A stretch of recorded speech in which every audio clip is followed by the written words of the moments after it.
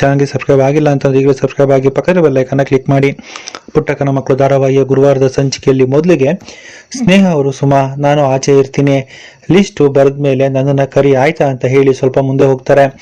ಆಗ ಪುಟ್ಟಕ್ಕವರು ನಿಂತ್ಕೊಳ್ಳವಿ ಅಂತ ಹೇಳ್ತಾರೆ. ಸ್ನೇಹ ಏನು ಮಾತಾಡದೆ ತಲೆ ತೆಗೆಸ್ಕೊಂಡು ನಿಂತಿರ್ತಾರೆ. ಆಗ ಪುಟ್ಟಕ್ಕವರು ಸ್ನೇಹ ಒಬ್ಳೆ ಬಂದಿದ್ಯಾ, ಅಳಿಯಂದ್ರು ಬರ್ಲಿಲ್ವಾ ಅಂತ ಕೇಳ್ತಾರೆ. ಆಗ ಸ್ನೇಹ ಅವ್ರಿಗೆ ತುಂಬಾನೇ ಖುಷಿ ಆಗುತ್ತೆ.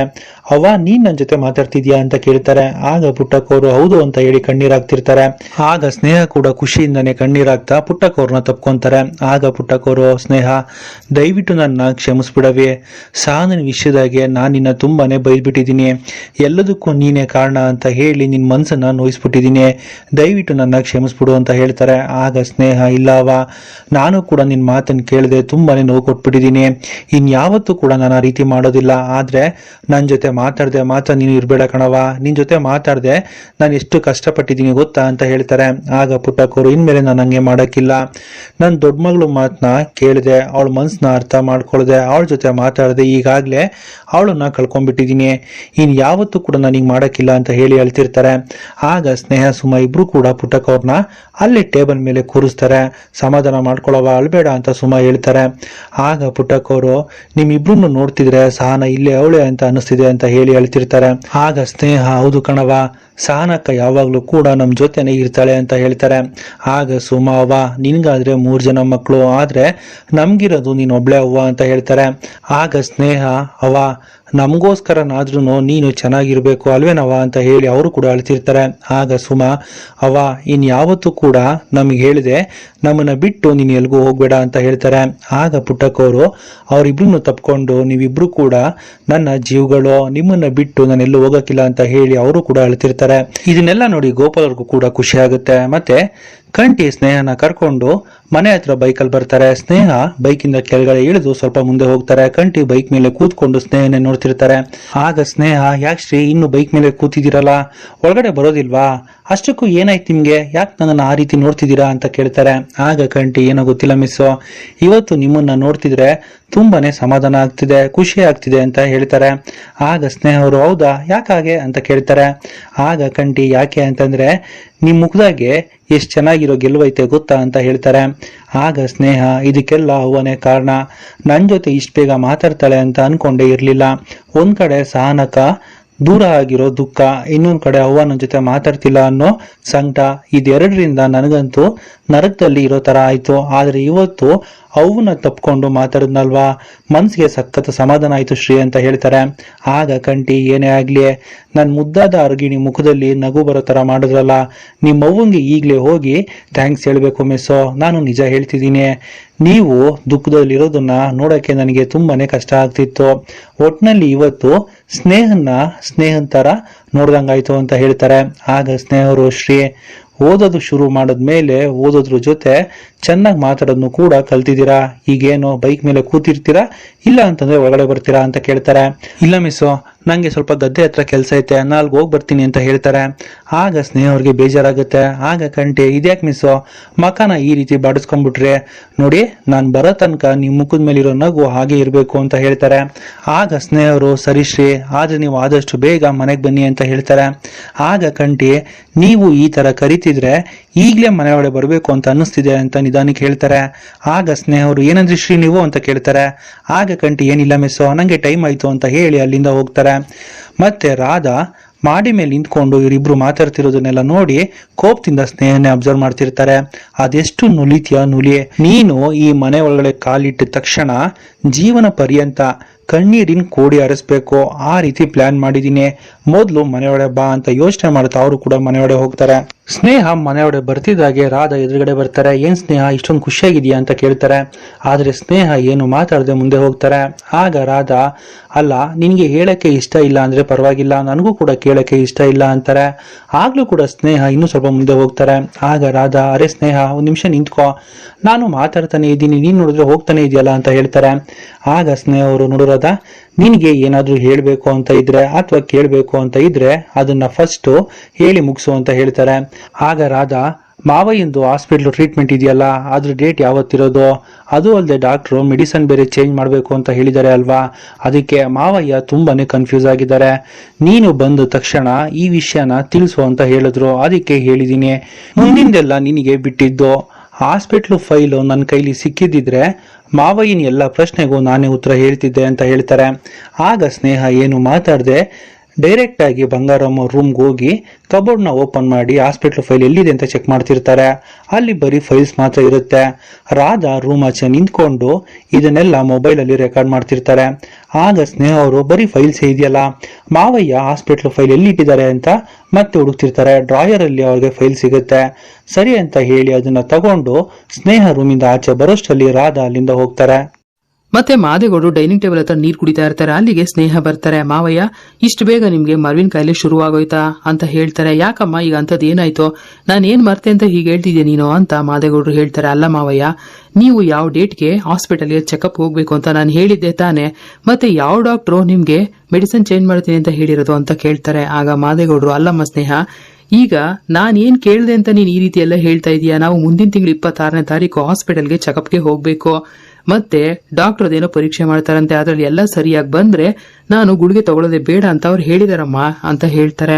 ಆಗ ಸ್ನೇಹ ಆಶ್ಚರ್ಯ ಆಗುತ್ತೆ. ಮಾವಯ್ಯ ಎಲ್ಲನೂ ಕರೆಕ್ಟ್ ಆಗಿ ಹೇಳ್ತಾ ಇದಾರಲ್ಲ, ಮತ್ತೆ ಆ ರಾಧಾ ಯಾಕೆ ಹಾಗೆ ಹೇಳಿದ್ಲು ಅಂತ ಯೋಚನೆ ಮಾಡ್ತಾ ಇರ್ತಾರೆ. ಆಗ ಮಾದೇಗೌಡರು, ಏನಾಯ್ತವ ಸ್ನೇಹ ಅಂತ ಕೇಳ್ತಾರೆ. ಏನಿಲ್ಲ ಮಾವಯ್ಯ, ನಿಮ್ಗೆ ನೆನ್ಪಿದ್ಯೋ ಇಲ್ವಾ ಅಂತ ಚೆಕ್ ಮಾಡ್ತಾ ಇದ್ದೆ ಅಷ್ಟೇ ಅಂತ ಹೇಳ್ತಾರೆ. ಸರಿ ಅಂತ ಹೇಳಿ ಮಾದೇಗೌಡರು ಅಲ್ಲಿಂದ ಹೋಗ್ತಾರೆ. ಸ್ನೇಹ ಕೂಡ ಅಲ್ಲಿಂದ ಹೋಗ್ತಾರೆ.